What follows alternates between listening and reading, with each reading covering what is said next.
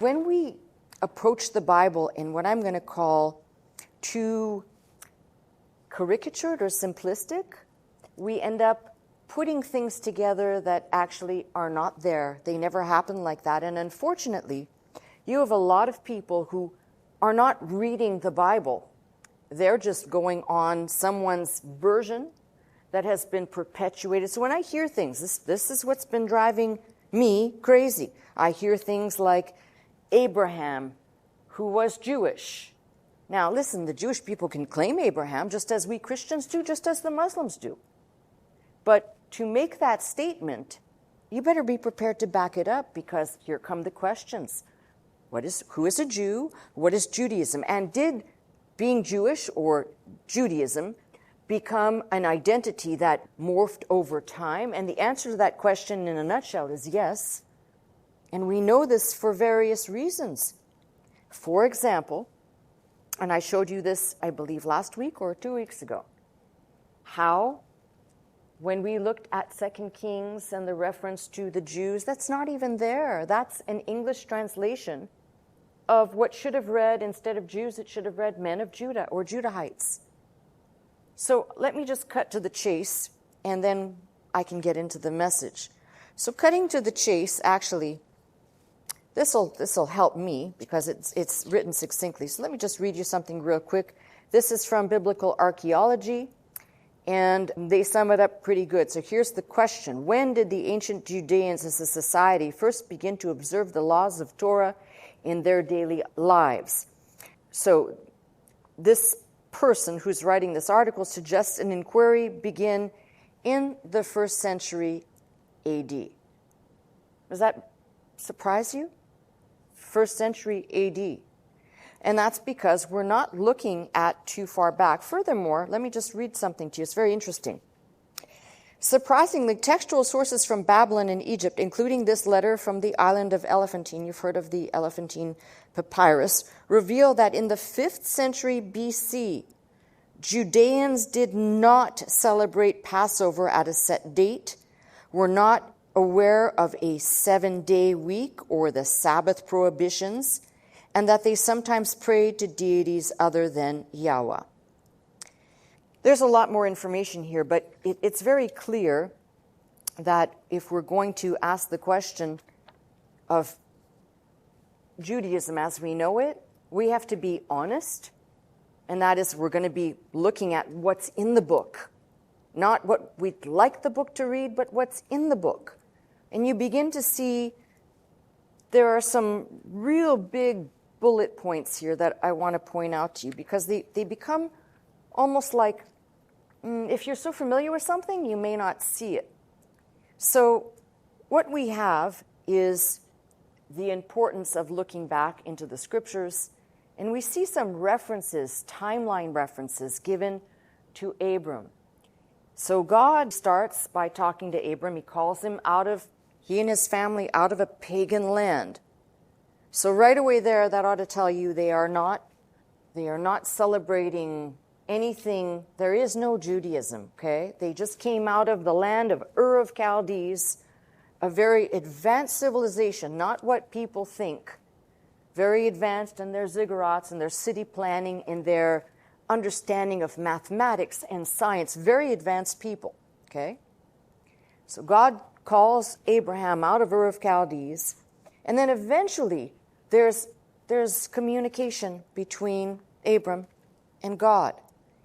What's very relevant is that God will talk to and have exchanges with Abram, and he reveals himself as, we will know him as Elohim, we will know him as El Shaddai, but we don't yet know God from the chapters that deal with Abraham. We do not yet know God, even though God covenanted with Noah, rainbow, he covenanted with Abraham, circumcision.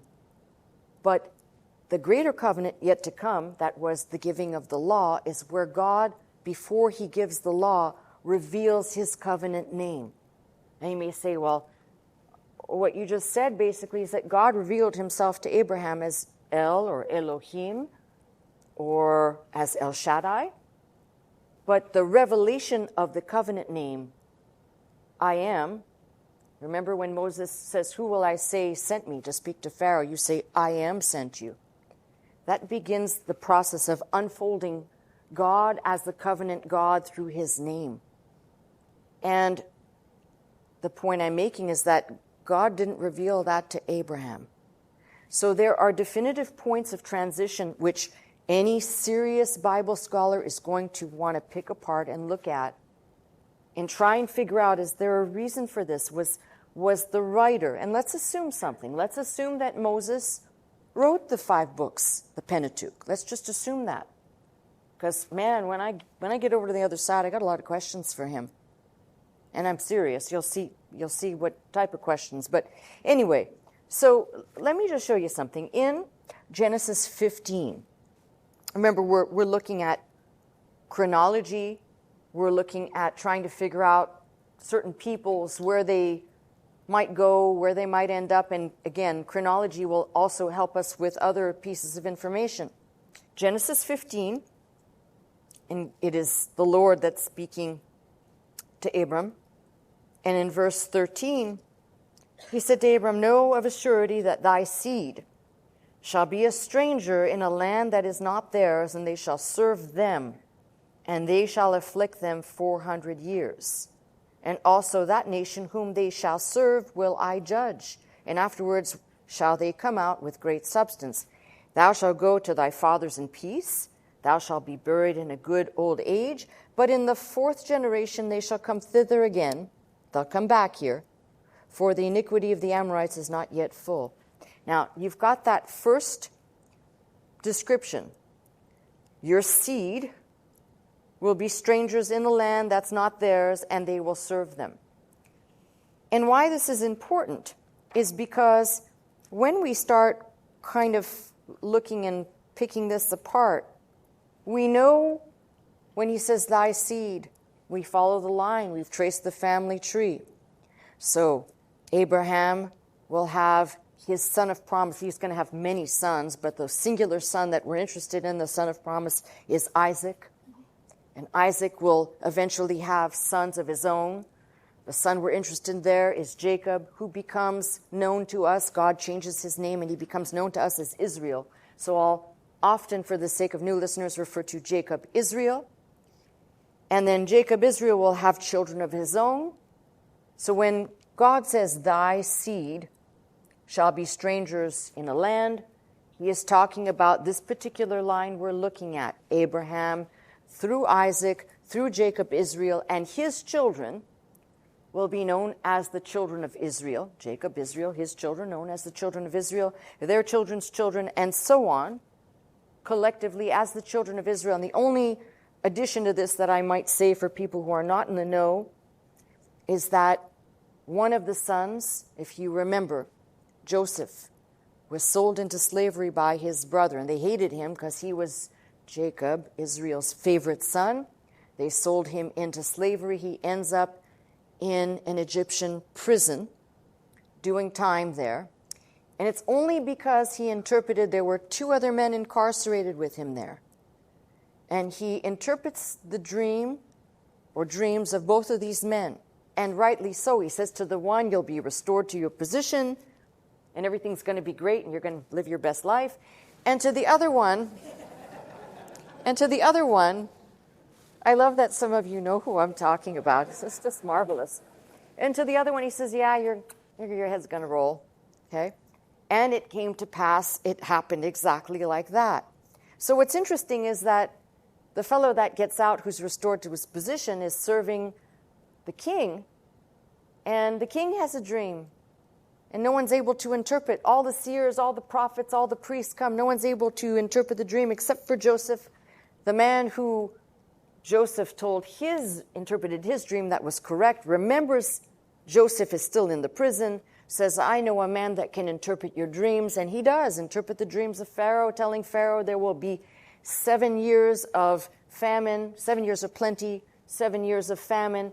And basically, in a nutshell, it's from this moment on that we begin to see God's plan unfolding. Not only did Joseph, this is one of Jacob, who becomes Israel's children, not only does he rise to be second in command second only to a Pharaoh of Egypt, saves all of Egypt, but also his family will come and be reunited with him in the land that we call Goshen, the biblical land.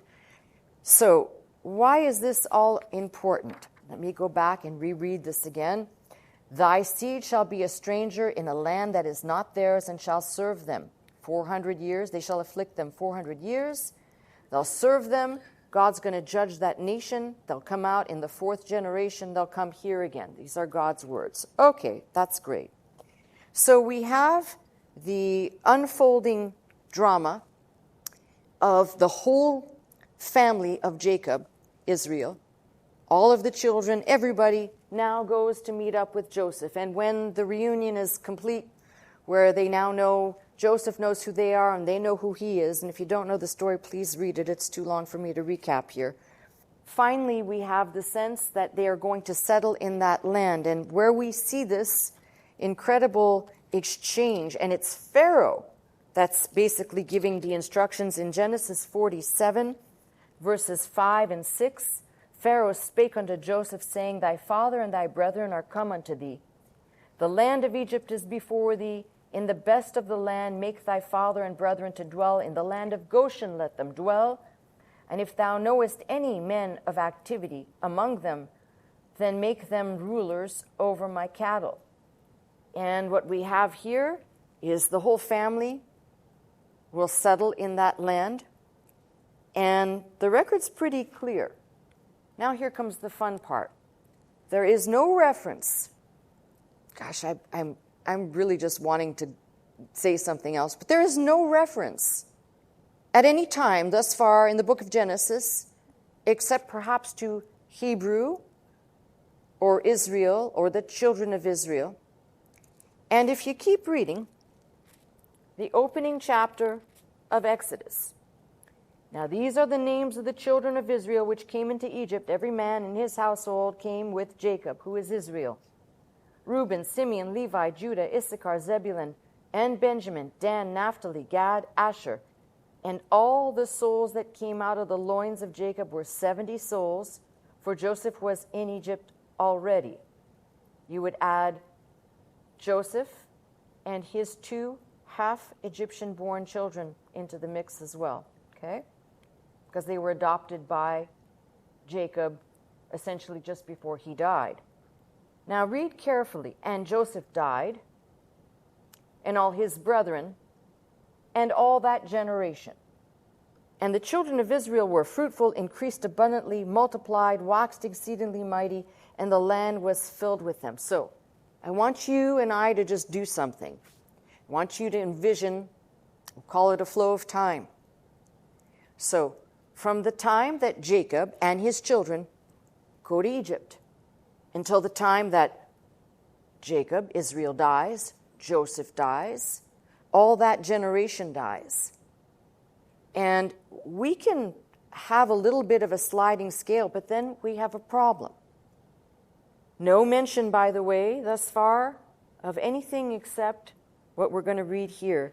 Hebrews and possibly the children of Israel or Israelites. No mention of Jews. There are no mention to make mention that there were Jews in existence at this particular time is an invention. It's a fabrication.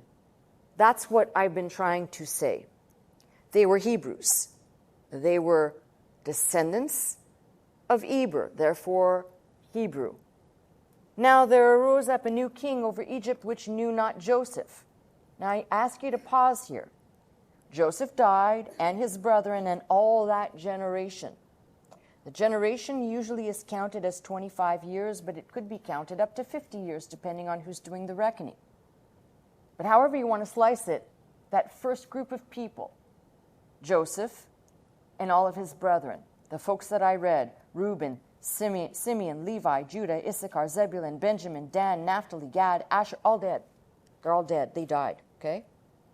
And then there has to be a gap of time for a Pharaoh to come to power and not know that Joseph, a child of the man Israel, saved Egypt from certain death by providing for, in the years of plenty, for the years of famine that were coming. You tell me, if somebody in this day and age were to save our country from the brink of destruction that we're on, you tell me that you would easily forget. Now, granted, there's no Exodus times, there's no Instagram, but there would be people talking. So, here is what you have to consider. If a Pharaoh rose up that knew not Joseph, Joseph is dead, his brethren are dead, that generation's dead, there is a gap of time. And he said unto his people, behold, the people of the children of Israel. Can you see how that's even worded? The people of the children of Israel. It doesn't even say the Israelites. It's still referencing the children of the man Israel. See, if we're not careful in reading, you can just mishmash everything and it all looks the same to me. So he says unto his people, behold, the people of the children of Israel are more and mightier than we. Come on, let us deal wisely with them, lest they multiply. And it came to pass that when there falleth out any war, they join also unto our enemies, fight against us, and so get them up and out of the land. Therefore they did set over them taskmasters to afflict them with their burdens, and they built for Pharaoh treasure cities, Pithom and Ramses. But the more they afflicted them, the more they multiplied and grew, and they were grieved because of the children of Israel. Period. Okay. So now let's talk about this. Every movie that's ever been produced, starting with the talking version of Cecil B. DeMille's 10 Commandments, paints the picture that these were Jewish people. See, there's a lot of cultural things that get embedded, and then they just get carried forward as if they're fact. But there were no Jews at this time. There were Hebrews. And when I say that there's abundant proof in this time period, which we're going to discuss what time period this might be, there's enough abundant proof in secular records of the mention of the people that are known in other cultures as Apiru, the Apiru, which is a collective name. We identify that with Eber, Hebrew. But hear out closely what I'm going to say to you. There is good reason, if you can look at the Semitic construction of words, that Eber, think IBR, something that sounds or looks like that. It's hard for me. I'm not even going to try and write it out. And then think of what might look like if we were to take Abraham, and again, in the same Semitic way, we would be seeing almost a similar, the letters could get confused. So I'm not even going to say that they might have been known as people descending from Abraham at some time. But certainly they were known as Hebrews and by other cultures as well. And we have abundant secular proof of that. We have a zero proof by that nomenclature of Judaism until a much later date. We have the first, I think I mentioned this last week, the first mention outside the Bible of the word Israel occurs on the Merneptah stele, the Egyptian Merneptah stele that's in the Cairo Museum, that is dated somewhere between 1209 and 1210 BC. That's the first mention. And so all this actually gives us a lot of problems. And why am I saying that? Because if we're looking to identify, who are these people in the Bible? What are they celebrating? And I just read to you, another scholar said that he doesn't even believe that they were celebrating the Passover when they came back from exile with no set date. So they might have celebrated at one time or another. Maybe they didn't celebrate at all. Who knows?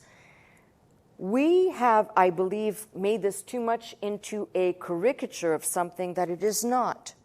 So from cover to cover, we have something that God was trying to tell humankind, not about, here are these people, and I will covenant with them, and then I will covenant with other people after that. No, the covenant actually, I said this last week, if somebody listening to me, if I could explain this and they'd actually get it, it would make my day.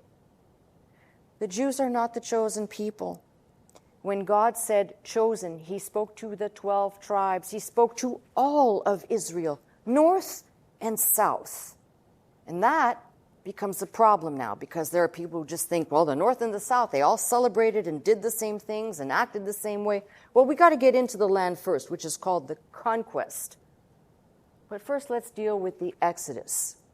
And once we can try and establish a couple of dates, we can actually look at, in history, what was going on around these events to see if there's anything supportive outside of this book that would give us any indicator as to how, A, the people were referred to, what they were actually doing in Egypt. And actually, we know that. We have a lot of information. So you'll have to forgive me because it's very, very difficult to present all this information and have it come out in an order. It's in here. I've got notes in front of me, but I've already done my typical thing of detour, buffering, right? It's buffering. Okay, so let's start with this. There are usually and traditionally 2 dates that are proposed for the Exodus. And I'm actually going to toss in a 3rd date. For people that have been a part of this ministry, you will know the date I'm talking about. There is a date for the Exodus that comes out of the pyramid and out of the pyramid teaching, which sits at 1453 BC. Okay? Now, whether you believe that date or not, if you want to turn and do something with me, well, we're going to engage in, this is how you figure things out, what lines up and what doesn't. 1 Kings, 6th chapter. So I just gave you a date, 1453 BC. And why are these dates going to be relevant? Like I said, the dates help us to piece together cultural information, archaeological information, including where things fall in the earth, the strata. There's a whole bunch of stuff that you can, if you're only looking in one place, you're only going to find that which pertains to that one place. But you start opening up the vista as to where you're going to dig and where you're going to look, you start getting a lot of information. All right, so 1 Kings 6. And it came to pass in the 480th year after the children of Israel were come out of the land of Egypt.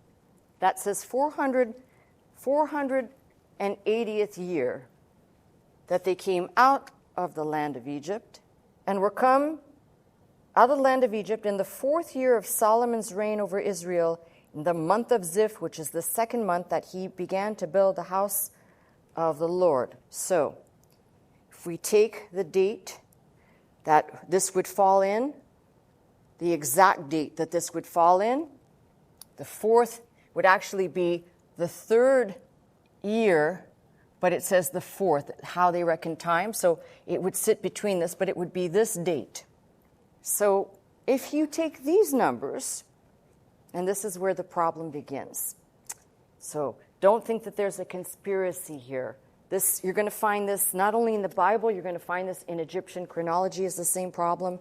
You're going to find this in the royal list of kings of Ur. You'll find this in almost every record of antiquity. There are problems with chronology, and they are not small at all. Okay? So, if you take this information and then you go backwards, 3 years Solomon reigns. I put the scriptures there. 40 years for David, 40 years for Saul. So you can see we're going backwards. 37 years for Samuel. It should be 40, but I'm not 100% sure. It's the only one that I've approximated. There's no actual definitive way. Even though Paul says 40 years, there is no accurate data on him. So I put 37.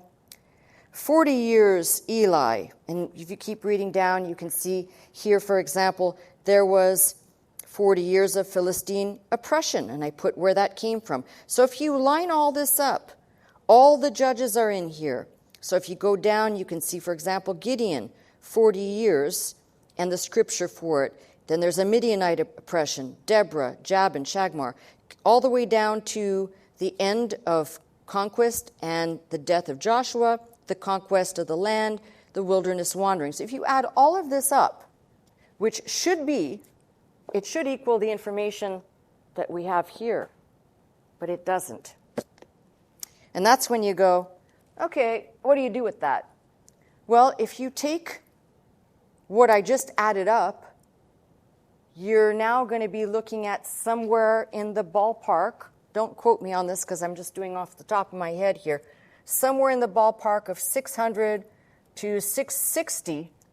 But if you took the 480 years that Scripture says and put these two numbers together, you would get 1446 BC. So you're pretty close to the numbers there. You've got, what, a 7-year, what is that, 7-year difference, correct? Somebody's got a brain. Okay. So you can see that there's already a chronological problem. And the Bible is famous for this. So first of all, what we have to keep in mind is that no one knows, whoever was writing 1 Kings, no one knows what chronicle or what number of chronicles they may have been using. But just to give you an idea, no, this is not a handout. So it's got terrible scribbles on it. So I'm just going to show you. I started writing out, for example, from Adam to Abram, from the Masoretic text to the Septuagint, to see if they lined up, and they don't.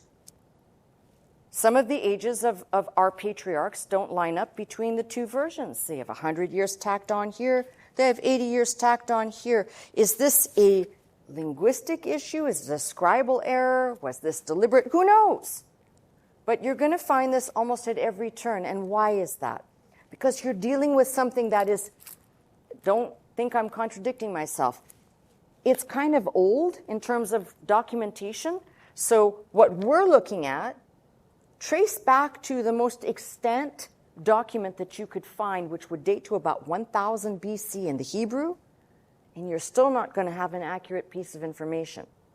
So dating this time frame becomes problematic. But let me just show you a couple of things.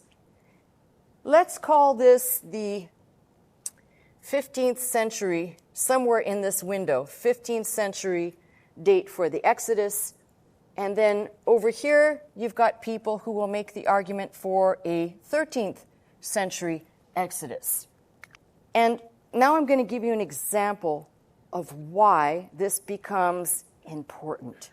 You remember I said to you when they were after their 40 years of wilderness wandering and Joshua becomes the leader and he takes them into the land, the first city that they have to pass through is Jericho.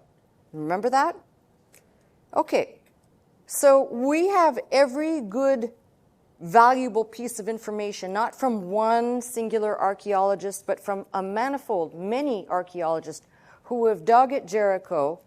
And if you look at the stratigraphic, if you look at the land, the layers of dirt, you have a problem with the date and also the pottery that was found, Cypriot pottery that was found.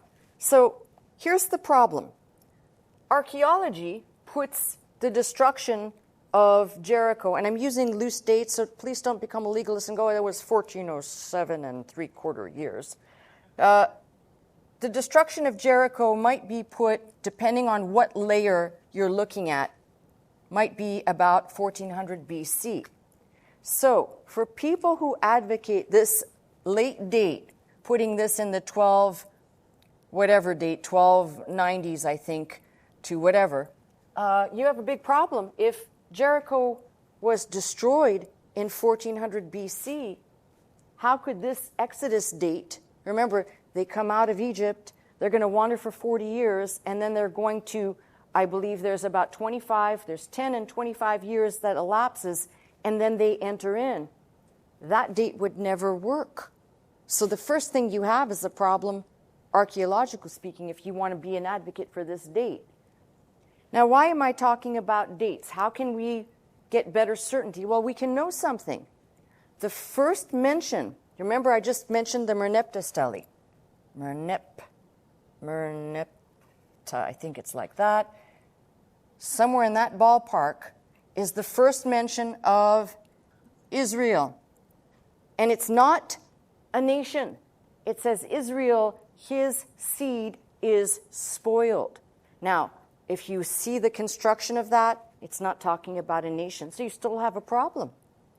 So why am I pointing this out? Because we know certain things archaeologically in history that lend and give credence to this date, that begin to show us patterns of things that happened. So there is a period that occurs from about 1800 BC, probably, let's put it into somewhere in the window of about 1550. Again, don't be too hard on my dates.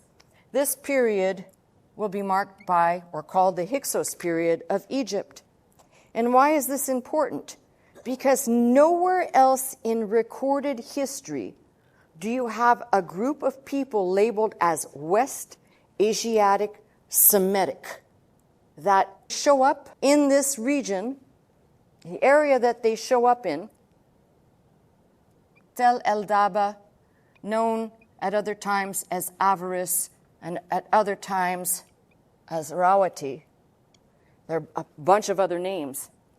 But we have good evidence to show a group of people, Semitic, with no other record anywhere else. So, when people say, well, we don't have a record of this. Yeah, we have a record of a Semitic settlement in Avaris, which is located in Egypt, which is essentially the land of Goshen that I just mentioned to you. So we have a good record of that. And archaeology shows us some very interesting things. For example, houses that have 4 rooms, which were very renowned within the Semitic/Hebrew structures built elsewhere. They called this the royal settlement. And if you kind of start digging and look at what went on there, you can see that that whole period is marked out by, we'll call it unique scenarios.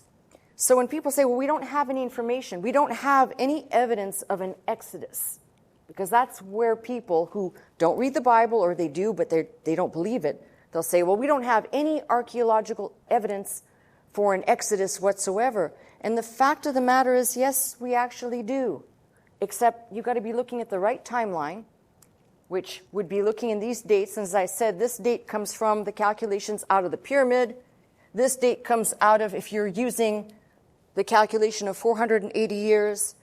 And if you're looking at it this way, what we know is, yes, there was an incident that happened, actually, that's recorded by Manetho, a 3rd century BC Egyptian priest/historian. And this story gets picked up and is recounted and retold by Josephus, the Jewish historian of the 1st century. Now, hear me out.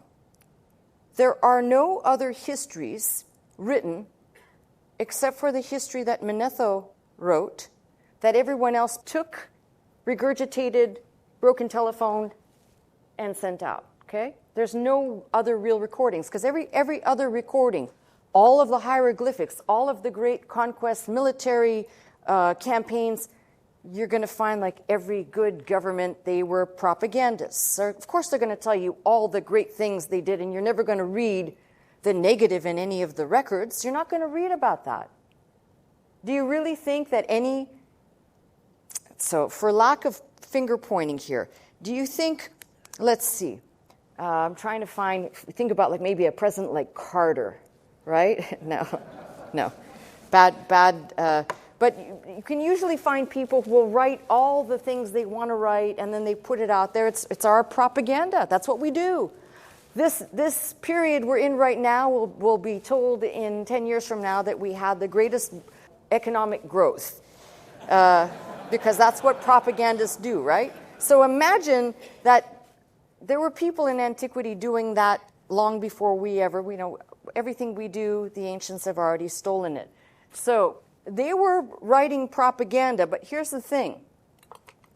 Josephus is now going to regurgitate a little bit of Manetho's writing from the 3rd century BC in the 1st century, and this is what he says. He first says, yes, there were Semitic peoples that came into the land of Egypt. Yes, this is true. Then he goes on to blast, Josephus basically blasts this historian of the 3rd century BC by saying that he slandered the Jews and made up a lot of things, including a pharaoh that never existed. This is Josephus, a pharaoh that never existed called Amenophis. The problem is that Josephus didn't understand that Manetho was writing the Greek of Amenhotep, so it wasn't a mistake.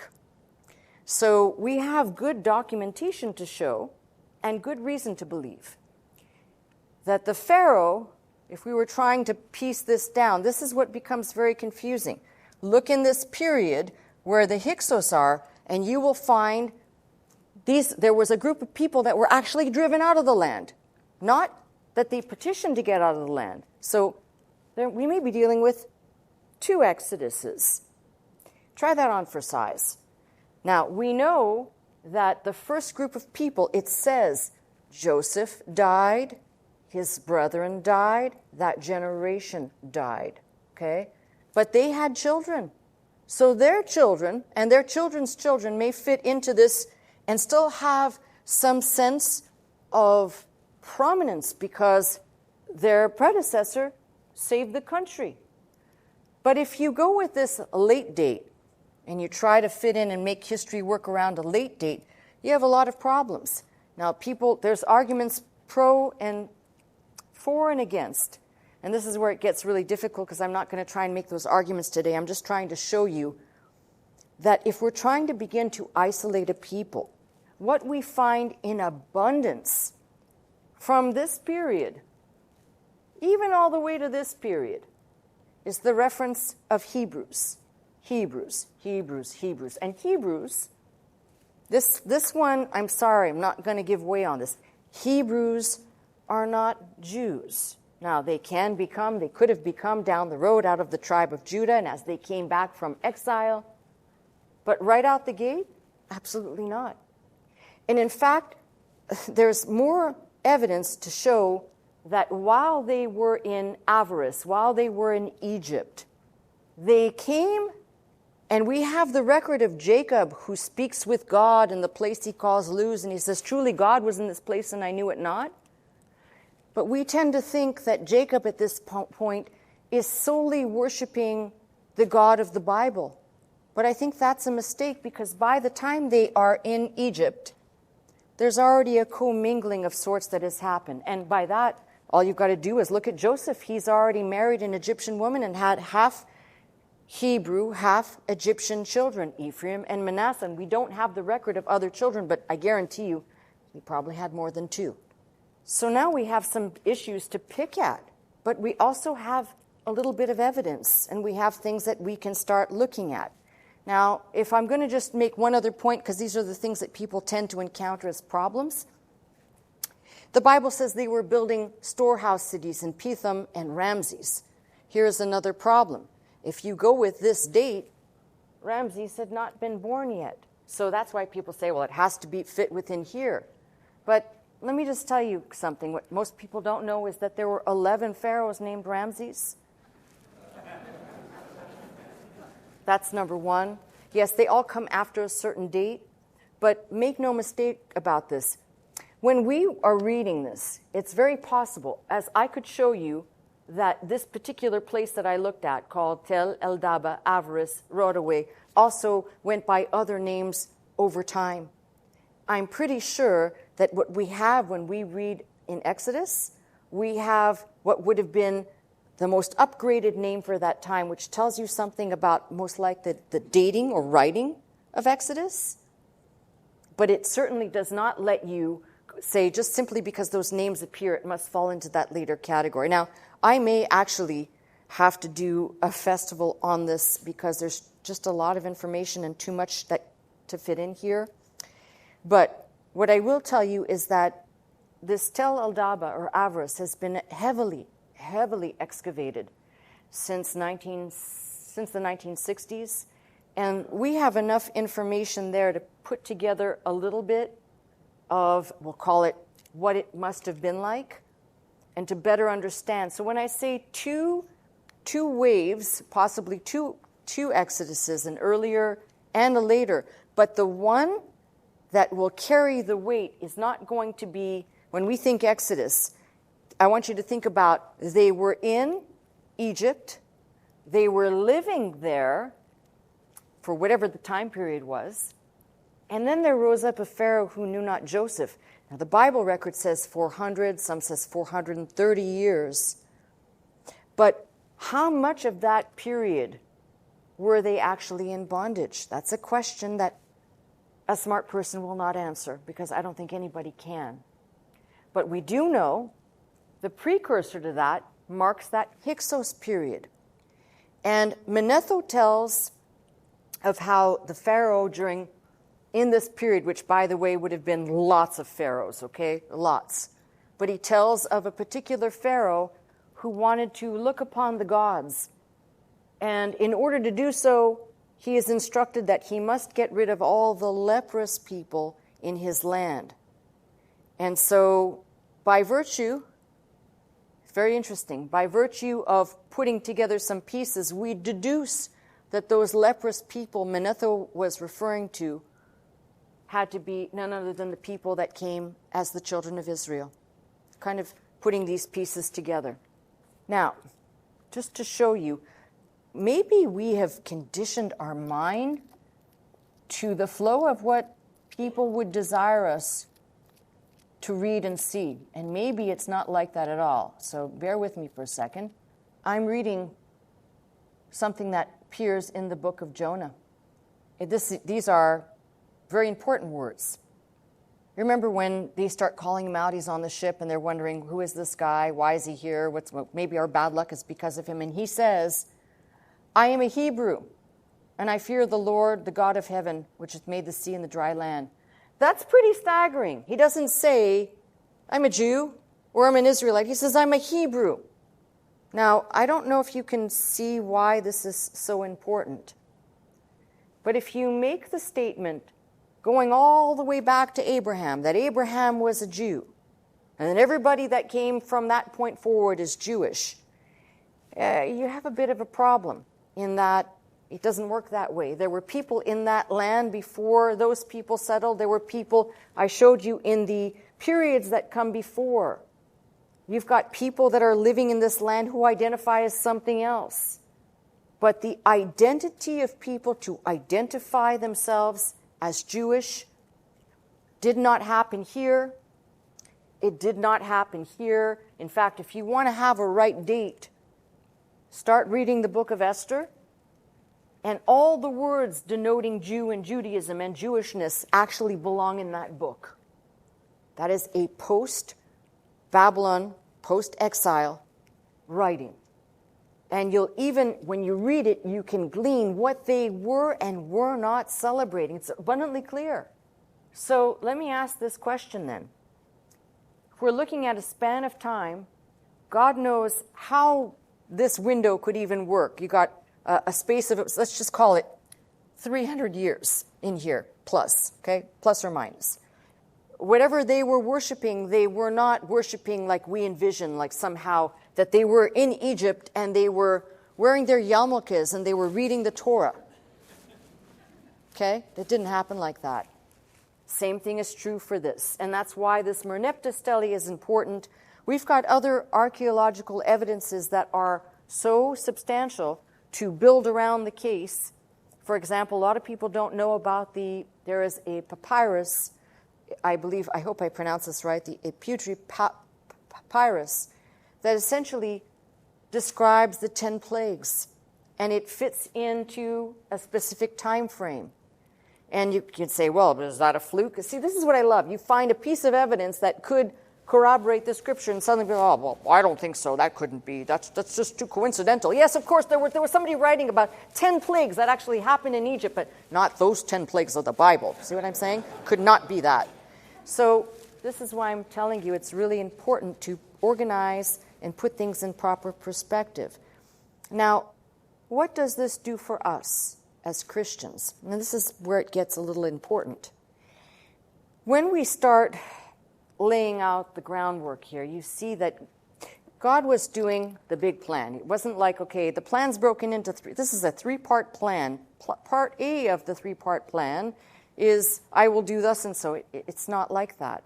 It's as if people cannot see that God, from the very beginning, this was his plan to unfold, and these, we'll call them traditions, customs that begin to be practiced. If you really think about it, and I mentioned this last week, God told the children of Israel to build a tabernacle and see to it that you build it exactly according to the pattern. He let Solomon build a house for the Lord, but the Lord didn't ask for it. Now, God knowing way more than we could, God's already gone forwards and backwards in time, okay? God knowing that there will be two more renditions of the temple, and then scripture that's written that talks about the last and final temple, tells me that God had to preserve a remnant of people within Judaism who would be the people who would understand and know the relevance to build the last and final temple in order to usher in the coming of Christ. And all of this, when you look back, unfortunately, we have this disservice, Old and New Testament. But when you look back, you really can only see, if you look back in history, God was unfolding how the redemption would work, how the unfolding drama of redemption would work, but never said it will be in this lane right here. Now, I say that because the argument will be, well, I'm not saying anything negative about Jesus being a Jew. I'm not saying anything negative about the fact that people may not understand that we had to see something come out of that religion and out of that house and out of that realm, because that was what was prophesied. But don't make the mistake in thinking that we must see what people believe to be all Israel, all these people, starting with those that went in, Jacob and all of Jacob's children, including Joseph and his brethren. They were not Jews. We could call them Hebrews. We could call them even Israelites, after the time of Jacob's children, Israelites. We could do that here, but we can't refer to them as Jews. So please don't think Pastor Scott's got an issue or I'm anti-anything. I'm not. I am for the truth, and I'm sorely aggravated, specifically in this time right now, with all this conflict going on, where you've got people talking and using terms that they don't even understand what they're saying. It's like saying, I was standing here, and then I was standing here. It's like nonsense talk. And then asking somebody to say, and that makes sense, right? And all you can do is just stand there and look like, what the hell did that person just say? That's what I'm telling you, is a lot of these articles and a lot of these things, go to any site, start Googling stuff, and you're going to start seeing what I'm saying, because people homogenize it. They make it all one and the same. But if we peel this back, we see the Hebrew people, and they are actually not a singular people. It's going to be a collective of people, which I hope to show you possibly in the next message. The Hebrew people may have had customs and practices, including contact with the God, a God, or many gods. And we have to also be mindful that what we're looking at in antiquity, it's very hard for us to kind of put things back together when the victorious people, the Egyptians in this case, at least for a time, at least until it all came crashing down, they write history. So, depending on who is writing history, that's how history will be represented. Somebody said, well, then why don't we have more references to the Hebrew people and to the Israelite people and to other peoples? Because if you are this massive military force, you're this ruling entity, would you put anywhere in your documents that you might have been overrun by a bunch of farmers? I don't think so. That's just as wacky as if we were to, I don't know, say that Jesus was born of some high, he was born in a palatial environment. It's just as wacky. So my point is, if we're not careful, we're going to end up with what I call the homogenized, conflated stuff versus the actual real stuff. So my interest then becomes, what were they doing? What were they practicing? And we know, if you remember, I shared this with you in the Lost Tribes, there is a very large statue that sits in Tel El-Daba that we believe, most people believe, is Joseph. It's got the red mushroom hair and the multicolored coat. Most people believe it's a statue of Joseph. Well, this ought to add something to the equation. They had to be heavily influenced by their environment. There was no law as of yet. Moses had not received the law, and yet we built a statue. Somebody built a statue of Joseph.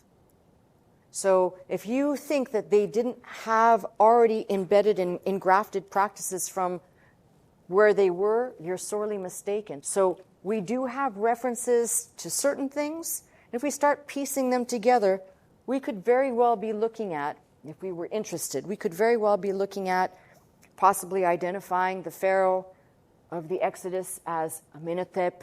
There were several of them, so I'd put him possibly at one or two, depending on the date of where he fits in, depending on which Egyptian chronology you're using. But something else, which is almost at the same time quite fascinating, which is, I'm sure most people have heard of Hatshepsut, right? There's a really good reason to believe that she might be the woman who drew Moses out of the water. And when you look at the name Moses, here's another one for you. Why do we automatically say Moses, Hebrew child? We don't question that. Do you question that? The name Moses, Hebrew child? But what do you do with all the pharaonic names that end with Mos, Tutmos, Amhos, all of these hos, they all end with or Mos. What do you do with those? Because that shows you a pattern of something. So here you've got these people over here that like to claim the name and say, oh yes, well this name is very ethnically or religiously assigned to a group of people, but in fact, it's probably more Egyptian than anything else. So have you ever thought of it that way? Because then you think, well, people have taken that name and it's now morphed. So Moses, Moshe, that's a Hebrew, Jewish nomenclature. Well, take a look at all the rest of the pharaohs' names and you tell me how things may or may not have been reworked just slightly so that when we are reading a religious history, but make no mistake about it, people played around with all kinds of stuff. We may have some scribal issues here. We might have some scribal issues with the Egyptians or other entities. But the one thing we can know, unlike that date over here, we can know that there was a presence of Semitic people in this general area referred to as the land of Goshen that had to be quite populous. So for right now, I'm identifying, for my purposes, I'm identifying these dates somewhere in this window as the date of the Exodus, which will let us build on and kind of work our way down to certain timelines, for example, that, as I said, are hard dates. And in those hard dates, we begin to see better history, better archaeology, better documentation from people outside who were interested in looking in and seeing what was going on in the then known world. So I think we'll just kind of try and take up without too much review next week. I'm hoping, though, that I'm chiseling away at something which has had me so frustrated for so long, which is, it is important to rightly identify things that were done and things that weren't done, people who make a claim for something versus people, when people say, well, these people have a long history. No, they don't. And in fact, the history of the total peoples, as we'll find out, we've already seen it in the Lost Tribes, but a history of the total peoples, north and south, tell me one thing, that all Israel, all of it, from these times and from the prophetic picture that is painted, cannot be what we are classifying as those that identify as modern Israel today. Just remember that, because when everything, people are talking about what's going on, are we entering into a third world war, and I need to understand all the dynamics, just remember one thing. We're looking at actual history, and that history is telling us about a people who were not yet identified as far back in antiquity as people would like to make us believe, but we are looking at God's hand in history. And that probably is the greater focus for this message, because somehow God has managed to preserve the parts that he wanted us to hold on to, he deemed the most important. I wish I had more time, but that's it for today. I hope you'll be here. Next week we'll pick up and hopefully dig in a little bit deeper. That's my message. I'm Pastor Melissa Scott, pastor of Faith Center, Glendale, California. I teach every Sunday morning at 11 a.m.